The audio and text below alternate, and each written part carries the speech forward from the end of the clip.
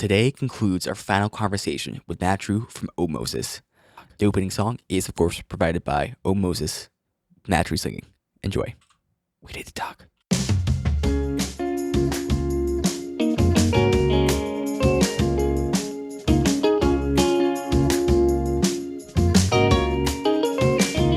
Take your heart, love it all. For know that I'm the one who's there without recall. And maybe one day they will call us different names. My writing, a lot of times, especially the more lyrical type stuff I made, it's more trying to express my inner emotions. My emotions don't come out very easy, so that tends to be the case. More than often, I tend to do parody songs or funny songs, just because I don't know, I like making fun of things more than I like actually dealing with them. So, but yeah, definitely a lot of the songs I've made in the past, like looking back at them, they're obviously just things I'm going through. It's like, ah, damn it. Like, you don't realize it at the time, but just like, you go look back and you're like, fuck, I'm just expressing myself. Now, that's all the hyper creative, emotional stuff, but all of us have done a lot of the comedy stuff that Nate's talking about, where we use art as an expression of comedy and making people laugh. Matt, you had a fairly popular YouTube channel back in the day that you used to release stuff. You and your family, your friends, you'd come on my YouTube channel from back in the day and do videos. And our song is one of my favorite videos I've done. That one was hilarious. Yeah, dude. Yeah, stay classy comedy. The game. Mm-hmm. The game is very good. These. Sorry, I forgot, guys. I'm gay. We would do. Maybe it didn't age well, but it was great. Yeah, it was like the bros were mad at him because he couldn't go to the game, and they were like, "Why can't you go to the game?" And he goes, "Oh, well, at first he says, yes, I will go to the game," and he goes, "Oh wait, I can't. I forgot I'm gay." Yeah, so yeah, it doesn't age well, but we had so much fun doing those old videos, and me and Steve, we would just get together, and sometimes the ideas weren't all there, but sometimes they were gold, dude. We would trip into some great stuff, man. And a lot of it was improv. Yeah, we would sometimes you just turn on the webcam and we would just go. And I would much rather improv comedy than I would improv something like actually emotional, because I have such a hard time untangling my own brain, my own emotional stuff going on, that it's much easier for me to spit out something that's funny than it is and now that sounds pretentious, than it is for me to spit out something that has like real substance to it. And Nate and I know used to do a lot of the comedy stuff, both with some animations and with some music stuff. We wrote a whole album of comedy music one time. Well, yeah, we did a couple different things, but one thing we need to get done eventually is that Drug Christmas album.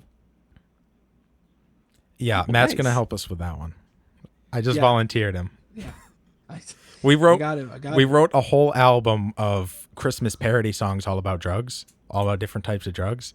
And it was pretty good. We'll have to I'll probably want to go in and like touch it up in a couple spots, but neither of us can sing. So I'd love to get an actual singer on board if you're down for that. Yeah, hey, I mean, I always struggle with knowing the voice that I should use, because my real voice and like my actual music is a very sensitive voice, where it's like a really like, sincere, authentic. But like sometimes when I'm singing comedy, I do my cartoony voice a lot. So if it's on key, I don't care. All right, then there we go. I go into my well. That's perfect. That's exactly it. So, and I think, so I love the creative aspect of things outside of, actually expressing a deep, like personal emotion, and more exploiting your emotions to make something that's funny, be it self-deprecating or like poignant or completely outrageous. I'm not talking like 90s random comedy where you just say the word platypus and everyone laughs. I'm talking more like something that's outrageous but it's funny. I do fake ads sometimes for I don't know, radio. And a lot of times I'll think of something that I'm like, that would be a funny product to make an ad about, and I'll just write down the concept, and then later I'll go through and I'll read over 15, 20 different concepts, and I'll be like, garbage, oh, that has potential, I'll write something for that, and I'll pick out 2 or 3 of them and write a thing, and then I'll always have my potential, garbage, working on 3 things, and then later I'll go with the ones that I finished and I'll record them and I'll tweak them as I'm recording. So I try and do them in stages, from idea to refinement to building a thing to finally writing it to actually recording it and polishing it. And I think that's a very interesting process for something that ends up being a 15-second ad about dolphin milk. They're a mammal, right? Mm-hmm. Dolphins are a mammal. The Piscatalians got to drink something. I just found one of the Christmas parody things. I'm just going to read it real quick. This is a parody of Up on the Rooftop. Down in the basement, lots of grass, 2 good smokers, stoke some hash. Up to the chamber, lots of smoke, all for the pleasure of a Christmas toke. Tick, quick, who's got a pick? Quick, taking hit. Down in the basement, cough, up to the chamber of the smoke off. First comes a token, little Nell. Holy Santa, she hit that well. We hear her laughing, she starts to cry. Never have I seen this chick so high. Quick, who's got a pick? Click, taking hit. Down in the basement, cough, up through the chamber of the smoke off. Next comes the bong rip of little Will. Pearly light, what glorious fill. Hits like a hammer, he's stricken sack. Down when his fell flat on his back. Quick, who's got his pick? Click, taking hit. Down in the basement, cough, up through the chamber of the smoke off. That's inspired. That's some Harold and Kumar level shit. I like it. And that one's, of course, about marijuana. That was back in 2009 we came up with that. That's about a weed bong.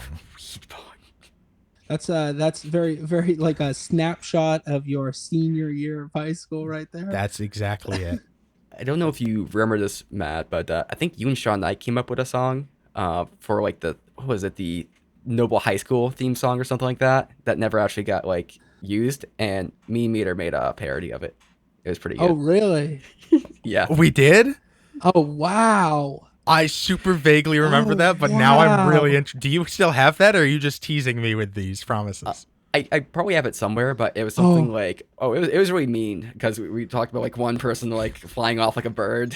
Oh gosh, I need to hear this. I need to hear that. Do you still have the old high school thing, Matt, that you and Sean did? No, I don't. I don't have anything that he's talking about. No. So how are we going to even know the tune? Well, that's the thing, is I don't even know what that tune was. Like, I vaguely remember coming up with a song with him, but I don't know anything about that song.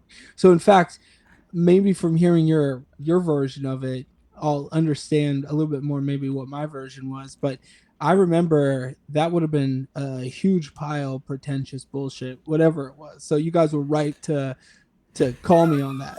I wish you had showed me, Steve. I think it was much less about calling you out on being pretentious and more about Nate and I being assholes. I love it. I wish you had shown me. I would have, because we were hanging out, man. I would have laughed about that. I'm sure you would have. Maybe you were afraid. You were afraid to hurt me. I honestly think we would have shown you, because like I made these like flash animations of like people in the school, and I showed them to people, and looking back, it might be kind of offensive, but then again, no one found them offensive if we saw them. Like, I did one of like Dank Ellie, and it's just kind of him, gamer looking, kind of fat. He loved it. Okay, just one of Mr. W being drunk and kind of just, going all over the place with a cigarette. Wait, are you allowed to say people's names, like their full names in this thing, and send it out? Do you have to bleep that out? Well, got to be clear, Matt. Unless they're a guest on the show, these are always aliases. We'd obviously never use a real name, so we just kind of make up a name. But when you say, the drunk person, you know who we're talking about. Yeah. They're obviously, yeah. And Dank, everyone knows who Dank was. Yeah. So it's, Chill 2. It's always an alias. And I had one animation where McLoving, let's go with McLoving. He was playing Counter-Strike and he got shot to death, and it was great. And one of the teachers, Mr. J, He watched that like 20 times. He loved it.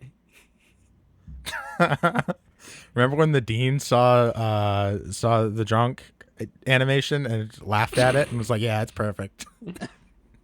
That's not okay. She's like, "Yeah, that student is a drunk." That's not a good dean. So all I'm trying to say, Matt, is if I'd known you at the time, I would have shown you it. You're welcome to see it. I'm not convinced I didn't show you it. Steve, if you had showed me that, I would have remembered it. I would have. You definitely did not show me it. You were probably Nathan, afraid to hurt my feelings. If you can find that, Nate, I would be very, very happy about it. I want to hear it so someday. bad. I want to hear it. I don't know if we recorded a thing, did we? No, we just probably wrote the lyrics. We just wrote and the then sang lyrics. it to his tune. Yeah. We just wrote the lyrics and kind of like sang it out. And I don't even think we showed that many people. I don't know why, but I think it's because we couldn't sing. Is really what it was. Between the three of us, we'll make this happen. But and that's what I love. Is like inspiration can come from other people's inspiration. Where Matt and Sean took time to actually like write a thing, and we took time to rip it apart. That whole thing was kind of weird Circle too. of life. It's the circle of life. We're scavengers. It's like the school was like, okay, we need like a class song or something like that. So no one could decide on what it wanted to be because like half the school was like, let's do this like country trash stuff, and other people are like, let's do this poppy stuff, and so they're like, okay, let's have Matt, Drew, and Sean do it. Ultimate compromise. And then they didn't end up choosing our song, right? And then it was like, it ended up being John Mayer, No Such Thing. Oh, okay. Yeah, it ended I up being wanted John to Mayer. run through the halls of my high school. I thought we voted for Electric Avenue, and that was like winning by a landslide. And then the Popular Girls are like, no, we're not doing that. No, I can't have that be my memory. Exactly that. Oh yeah, that's right. Because we're gonna get in politics here, but We're getting political. Uh-oh. the school, what was it? School administrator, I don't know what she was, but she was like the main office lady who had a big, like, she did a lot of the stuff with the school graduation and planning everything because her daughter was graduating. Yeah, I know exactly who you're talking about. And I'm pretty sure she was behind it. I mean, not saying in a bad way. Oh yeah, no, she was like in charge of that thing, and obviously her daughter was a huge influence on the decision there. Yeah, like, And you know what? That's fine because it's high school. Who gives a fuck what the high school song is? It mattered for like 1 minute. Not even that long. It didn't matter for any part of it. It didn't even matter for the length of the song that was chosen. we had an unusually good graduation party, so I think it was fine. Or graduation was thing. great. Like, went to this like. I thought you meant the after party. Yeah. Well, okay. Yeah, at my house. Matt Drew was there for that. What was this? The boat ride? No, the Oh, after well, party. that was great. But after we did all of that stuff, we went back to my house Oh yeah, we did. in Rochester. I mean, Were I you remember not going part of to that? your Rochester house a billion times, so that sounds like it would have been Well, true. not remembering it means you were probably there. Yeah, yeah, that's you very were- true too. I'll tell you right now, you were singing to Meter's brother, like his little brother Brian, I He's been on the remember podcast. that. and you were just like out of your mind. Like you were just like, like he was just like That was the- listening, and he's just kind of like nodding his head. He's like, yeah, okay. Oh, I remember being insane to him. I remember I was Yeah, on that guitar. That was awesome. I feel like you were talking about conspiracy theories as well. But I'm not 100% sure, but it was definitely very entertaining to watch. You're kind of off on your side too, like because we're all in there with Simeon and my chat, but you're just kind of out there with Brian. I think Nick may have been there too, another podcast I guest. remember but- I thought Nick had joined in and started watching as well at some point. I don't know. I vaguely Possibly. remember that whole thing. And it was just beautiful insanity. Yeah, that was great, and it was inspiring. I think that the stories that came out of that are amazing. And I know. Do you guys go through a period of when you write? Because we've all written, funny things, comedy things. Is that more improv, or is that more, starts with some improv to get the nugget of funny and then build on that from there to actually like refine a thing? Do you ever refine your comedy? Well, with comedy, it's like it's the same way. of like you want to root it in something real or like a real thought or like a real like point of view, and then you want to evolve it. And the best comedians do that, where they work on not only the joke that they're telling, but they work on all the pieces of it, and they like separate it all just like piece for piece, and then it needs to have an overall like this is the position of all of these mini jokes together in this one overall idea.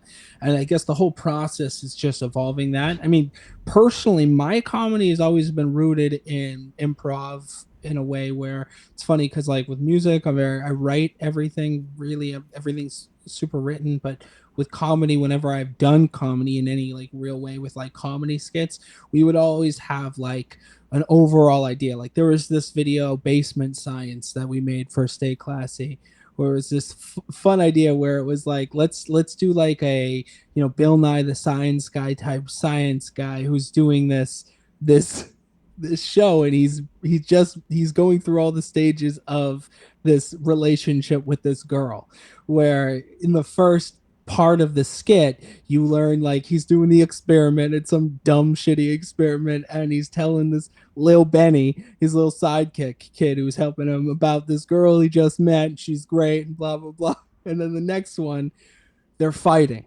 Him and the girl are fighting. So when you check in with him in its show, it's like he's super unhinged emotionally. He's unpacking all of these arguments that he's had with this girl and her bitch sister and all of this stuff. He's like unloading into the experiment he's doing with the kid. And then at the end, the last part is him just emotional, crying his eyes out, missing this girl. And this kid is just like, I'm done with you, man. I am done. And he like takes off, and then the guy starts breaking down even further and just having just the worst mental breakdown ever. But we just thought it was so funny to watch a relationship like that through the lens of this Bill Nye the Science Guy type view. That's comedy to me, man. But I mean, you also have, like, I've seen you do actual stand up way back in the day. And that was, you had a whole set. You had a planned set that you went through. Yeah, I mean, I was trying stand up for a little bit. I think that the reason why it didn't work so well is because night to night, the like reaction would be so polar opposite, where sometimes I would have a room like so roaring laughing, and I was just locked into the energy of what I was doing with the jokes that I was doing, and it was like I felt like I was floating. And then there would be some nights where just no one would get me or my position, because I do have a weird position, a weird point of view in comedy. I do like kind of alienate certain people with how intense I can be with my thought processes and with the side avenues I go down. And I just remember there was just this awful night, and I had this bit about Home Alone and about how Kevin essentially thinks he's a magical being, because that line in the beginning of Home Alone where he's like, I made my family disappear. That movie was a fantasy movie for Kevin. That whole movie, we were watching it like it was happening in real life. And it was magic in that kid's mind. He was like, I'm magic. Like, anyway, so like there's just this group of people who were not getting it, did not like what I was doing, did not like that point of view. They were not having it. And I just remember this, like, because like as they hated me, my energy got higher and higher, and it was just boiling by the end of it. And I remember, I think that like when I got off, and there was this the room sighed. It was like a unifying, like, thank God, over. it's over. And it was over for me too. I was like, guys, you know what? Actually, I'm on your side. I don't like that. That's not my thing either. Me? No, not my thing. No, I do not take responsibility. I am disowning that guy up there. What about you, Nate? Improv, planning out comedy? I mean, I don't consider myself that. I think I'm funny, but I think I'm funny definitely more in an improv way. Sometimes I come up with jokes, and the jokes are actually sometimes pretty good. So, have you guys seen The Mandalorian at all? No. Damn it. Do you know what a Mandalorian is? Sure. Star Wars? Just tell the joke. Someone's gonna get it. Okay. It's one of So- the Star Wars. Just make me laugh, monkey. Okay, in The Mandalorian, there's a guy, they call him Mando. That's not his real name, but they call him Mando, short for Yeah. Mandalorian. And Mando used to be the like a leader in like an army. What did they call him? What do you think? I don't know, Nate. What did they call him? Commando. Oh, he nailed it. Oh. He nailed it. That's a play on words. Oh yeah, yep. I come up with like popsicle stick jokes like that. So just like really dumb jokes, but they might work on like popsicle stick or like I don't know, the back of like a sticker or something. On the back The because back of a. What stickers do you get where the back of them have jokes written on them? Is that a thing? it's the one where you're ashamed of the joke, so you don't want them to actually see it. So you hide it on the back of a sticker? Yeah. I gotta Is it like get, an ugly sticker so no one reads it? Pretty much. Yeah, I gotta get my my Home Alone bit on the back on a popsicle stick. Actually, I gotta get. I gotta The use whole both bit is sides. written- I gotta use both sides of the popsicle. At the end of the stick, it's like, but you know what I mean, right? Like he thinks he was magic? Question mark. And it's like my popsicle stick is coming across as desperate. For the rest of this joke, visit. It's got the link printed out on the stick. It's just the link. Go ahead. I'd say a lot of my humor is more absurdist or kind of more for my personal thing, but it's more about getting reactions and kind of making. I'm not gonna say making people uncomfortable because that makes it feel like I'm trying to like make them feel uneasy, not uncomfortable in that kind of way, but kind of just kind of confuse them and kind of get that release. Subverting expectation. I think that's probably it's more like office kind of humor, but more like purposeful, I Confuse guess. them, disorientate them, make them feel uncomfortable, like they don't know where they are. Get them in a cold, wet area. Like, Nathan, what are you doing? What are you doing? Yeah, Nathan? that discomfort is, and we talked about this on another episode, but that discomfort that creates tension, and you want to break the tension, and a lot of people break the tension by laughing. It's true. I'm also very random, so I'll try to like get things just very randomly there. So I'll describe two things I did. So first is gonna be just a little bit weird. So it's like we got this air conditioner, like me and my girlfriend, because it's fucking hot on the third floor, and so we had and the box wouldn't fit in the like the cardboard thing kept on filling up in the apartment kind of area, so I couldn't like get it in there at all. So it was in our apartment for about a month or so, and so then what I started doing is like she went to the bathroom and I put the box like right in front of her, and she's like, okay, you're trying to scam me or something. So then I put it somewhere else.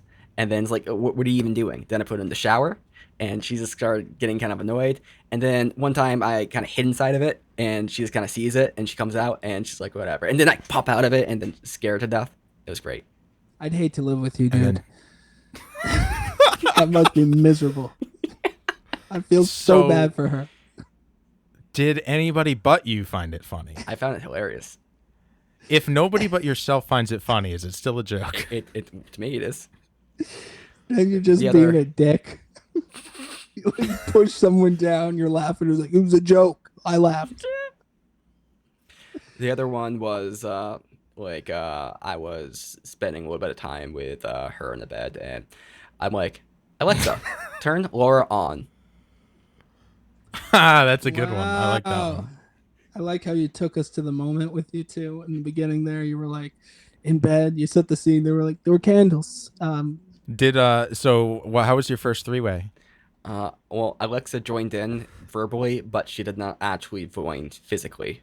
We're trying to figure out the logistics of that, but the cord was not long enough. Oh, okay. That's fair. You could get an extender, That is actually what we're looking into right now. a magnum cord. Yeah, you gotta go for the big cord, man. You got Yeah, extension cord, the big pipes. 3-prong. So I want to describe your sense of humor for a second, Meter, because your sense of humor Okay. is very, I would say, Rick and Morty-ish. It's Okay, like perfect. you described it one time to me, like Tim and Eric, Rick and Morty. There's like a certain phrase for it, like. Adult Swim is the phrase. But I don't want to put words in my mouth. But how would you describe it yourself? Like that's how we've had to talk about that before. But I don't know. I guess I don't know. It kind of depends. Like when I'm improving, people have told me I'm very Justin Roiland, but I've been doing this for a long time before Roiland was really popular in the scene. So I take that as a huge compliment. I think people love Rick and Morty. It's a brilliant show. So, but I don't know. It depends. It depends on a lot of different things, I guess. One motif you have is you'll take a joke and you'll drive it into the ground and just like Oh yeah, that's just true. like it's not like you're trying to be unfunny, but you're trying to make it so unfunny that it's funny again. Or maybe it's not even that, but I think maybe you're torturing people. I used to be much worse about that in high school, especially. Like I'm embarrassed of everything I've ever done in high school. So it used to be much worse. Now I understand better the stopping point and when like timing to make it funny again, because you can repeat the same joke and it will be funny, but if you repeat the same joke in unfunny times, it's not.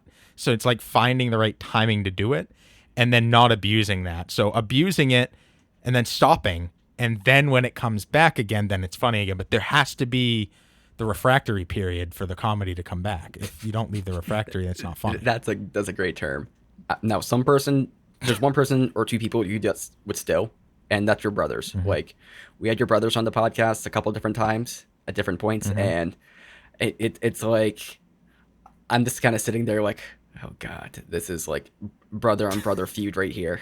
Yeah, we do a really good job, and I know Matt, Drew, and I play off each other pretty well. Matt's just really good at riffing in general.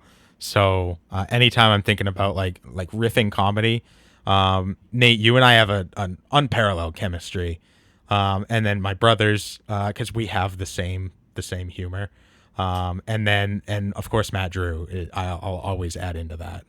Yeah, man. Our whole every episode that you've been on, especially the virginity episode, like it was 90% riffing, Yeah, 10% Nate telling a story. I'm trying to root like some of what I'm saying in this thing in reality, and really try to keep from just going down the types of like we would go down roads in some of those episodes where by the end of it was just a mess. It was just a mishmash Mm-hmm. mess, and we had so much fun doing it. Just we had like bits within bits within bits. It was like a Russian doll system of bits. Mm-hmm. I mean I like No, learned it's how to riff a lot with like some of our videos that we would make and stuff. Like it was like I was getting into the concept of like how to be funny and how to add stuff that can expand upon something and expose a moment, like somebody carrying a cinder block with them, like really like capitalize on a moment like that and just exploit it and have so much fun doing. and I'm sure you learned a lot of that too, working with your brother, Yeah. Justin P. Drew, absolutely brilliant comedian. Yeah. And I know when you two get together, it's unreal. That is truly unparalleled. Well, a lot of Stay Classy was like he was like the one who would really work on the overall like what each video was saying, and where I would go in there and I would just light it up with, Fuck it all I up. would just go crazy with improv, and it was like Yeah. his Dan Harmon to my Justin Roiland, which I would go in there because that's their dynamic was like Dan Harmon writes these big overarching like he's so amazing at coming up with story structure and like the amazing episode like story beats that you love from Rick and Morty. That is Dan Harmon at play. He is the one like ironing out where everything needs to go story wise, and like the huge funny places that it can go in the meantime. But Roiland really finds the comedy in the moment and really like he lights it up like that, and I feel like that was the dynamic that we had at play. It's just that right there. And Nate does a really good job of laying groundwork for me to be able to make a joke on. Mhm. But my favorite part about doing something comedy related is when I'm able to catch Nathan off guard and make him laugh. And it happens sometimes, not all the time, not even every episode, but it happens sometimes, and it's so genuine that he's just you can tell he's completely taken aback. And you do the same to me, Nate. I try. I like punching people and sucker punching them with comedy, or just things I don't expect. Like my brain is just very random. So a lot of times I'm not trying to be funny, but it's just like the way my brain thinks. I think this is similar to Matt Drew as well, where I don't want to say Matt Drew. Like I say your whole name, just. You know But a lot of Matthews, man. but it's like I just come up with something out of left field. To me, it's normal, but to other people, it's just like, what? And then it's just okay. Oh, like who are we talking to? We're talking to somebody, and we had that little debate about charity and about what was it? Whether people like there's like some good cause out there, whether they should use propaganda to kind of ensue their means. And I said no. And then, someone just thought that was hilarious and, gave a good commentary on that. And I'm like, how is it funny? Like, but I guess they didn't expect like me to rail against, charity propaganda. Which I, of course, am all for. I have no problem with nudity. If people have sex for money and then use that money to charity, if there are naked women on the side of the road saying, give me $5 for charity, like, if it works, I'm all for it. Fucking do it. I have no problem with that. Okay, but where you draw the line are teenage car washes. Yes, when it's a fucking minor, obviously it's a problem. Nate, are you trying to trap Steve into saying something? It feels like he's trying to trap you, Steve. Like, I would watch everything he's saying. Because he knows my intent, my position on that. He's trying to get me riled up. Yeah. Plus he knows that's a sticking point for me. We had a whole podcast about this, and Steve just started ranting about how like we suddenly started talking about like lemonade stands is mostly what it was about, but then it started going into like teenage car washes and how that's kind of weird. Or just like car washes in general, like because you have like these like 13, 15-year-old girls just like in bikinis washing your car, and it's obviously like of course some old grandmothers are gonna go up there and be like, oh yeah, wash my car, oh yeah, here's a little thing for your softball team or whatever. Sick grandmothers, gross grandmothers. Yeah, but and the whole time they're like, those grannies, disgusting. Get back to your nursing home, you pigs. oh my god, like this is my new nursing home. But What I do know you get out of this? know for a fact that a lot of people that go through those car washes are like, oh yeah, we have teen underage girls that are in bathing suits. This is great. And it's like, okay guys, okay, this is a little strange. So yeah, straight white men are the worst. That's where the episode should end. You cut it right after you say that. Straight white men are the worst. And then it just it's like, and then the credits. Straight white men are the worst. You're gonna like. No, I was I was doing our theme song, not writing a song for it. No, you should. You should add into the song as the credits are going down. Straight white men are the worst. Fuck them. Okay. First off, we already have a theme song. Second, there's no credits because this is an audio podcast. Okay. You're reading the credits. And then you also have at the same time, you're like, Captain on audio, Steve Mitter hosting. And then you have like throughout that whole thing, making it just as confusing, you have straight white men are the worst. You can have it at the same time so the words are overlaying each other. I don't know, man. If you want to update your brand, bring it into the 21st Produced by century. Tevin. Steven Mater has special guests Matt Drew and Lucille Ball. Marilyn Why Monroe. are we transatlantic? see, the one thing I'm just really confused about is whether Meter has a sunburn or whether he's blushing or not. Yes, both. Oh, nice. This is a super, super bad sunburn. I just wish like your forehead got sunburned too, because that's where it's throwing me off. Is this just your cheeks? And you got the beard my going on. OCD too. I was wearing a hat and I was wearing sunglasses, so you can see the exact line where the sunglasses went. That is I amazing. feel like they thought about doing Two-Face this way, and they were like, no, it doesn't work this way. We gotta do Two-Face the other way. That's a really good idea, though. We should update Two-Face to be top half and bottom half instead of left and right. I think that's when they do their next Batman movie. That's how they update it to the times. Yes. That's the only thing they change, though. They still have Tommy Lee Jones, however old he is. Did you know that Tommy Lee Jones and Jim Carrey like hated each other making that movie? They they despised each other. It was like, but well, yeah, but they came together to defeat the Batman. I guess you can say that. I guess at the end of the day, no matter what their acting problems were on set, they did defeat the Batman in the movie. They hated Batman more than they hated each other as actors. Their characters hated Batman more than the actors hated each other. Or wait, was that Kilmer? I think so. Yeah. Then they hated Val Kilmer more than the actors hated Val Kilmer. No, I think that Val Kilmer was cool with those guys. I think that the issue was just Jim Carrey was hot at the time off Ace Ventura, and Tommy Lee Jones was a serious actor. Yeah. I haven't heard of anybody getting along with Jim Carrey on set. Really? You don't like Jim Carrey, Pepin? I'm not saying I don't like Jim Carrey. I'm saying that... I liked how he twisted that one. Wow, you're saying you hate Jim Carrey? Pepin, you won't even watch his movies? What did Jim Carrey ever do to you?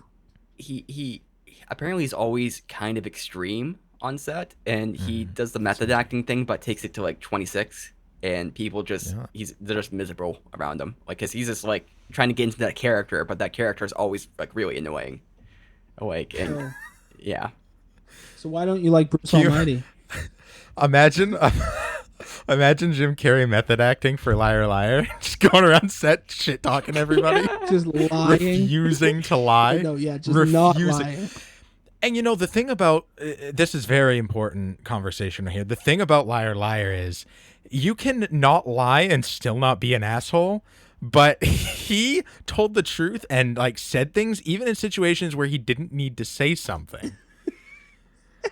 Like he didn't know like the just don't say anything. Yeah. He was like, "Oh, I can't lie. That means I have to be an asshole. I have to be brutally honest in places I don't need to be honest." He's like he gets I imagine him getting off the bus, and the bus driver the public transit, and the bus driver's like, "Oh, thanks for coming." And he's like, "You're fat." It's like, what the fuck? Why are you gonna say that? That's not honest. That's just rude. This isn't Tourette's, okay? Jim Carrey in Tourette's. Tourette's, and then all caps Tourette's ! Wow, that was great comedy right there.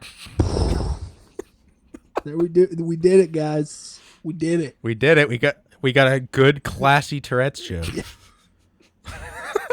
I was like really hoping that I'd get one in. This whole time I've been waiting for the moment, and I was like, when am I gonna get my Tourette's joke in there?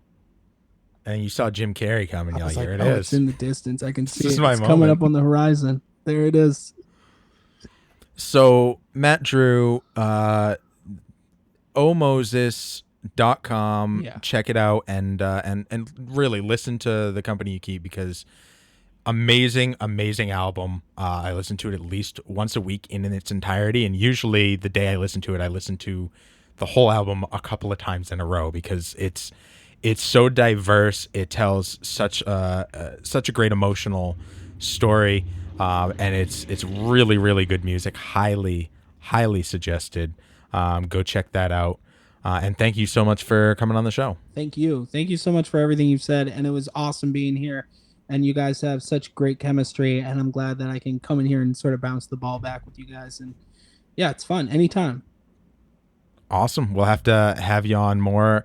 Nate, when you're thinking of new things to say with your mouth, do you like think out the whole thing, or do you get like the beginning and the end? Is there like a sort of linear nature to that, or is it 100% off the cuff? I don't think there's ever a time I know what I'm saying. I'm surprised like the words that are coming out of my mouth actually make sense at certain points, because it's just like my mouth is moving, my brain is apparently working, or at least it seems to be working, because it's just kind of happening. But sometimes it's like the little thought and the flash before the actual mouth moves. But usually it's just kind of like, what am I even talking? I'm just trying to draw this out. So eventually you can say, something like we need to talk or something like that. Because, this bit has to end eventually. I'm not sure where it's going to go. So I'm just going to keep talking here. Maybe. Do you ever like have a joke and you have to spit it out before you think about it too much? Because if you think about it too much, you're like, I'm not going to say that. It's fucked. Yes, especially if it's extra offensive, but because it's extra offensive, it's not like they're like sometimes extra offensive jokes are best just like boom like that, and if you have to explain them out, not as I mean, because it sounds like you premeditated on them. But yeah. But if you just say it, it's okay. Yeah. Oh, I mean, it's Nate, it's less bad if you premeditate. are you offensive to people Sometimes. on purpose? I mean, a lot of comedy is rooted in offense. But is it fun? Oh, so it's funny. Yes. Nate, I think we need to talk.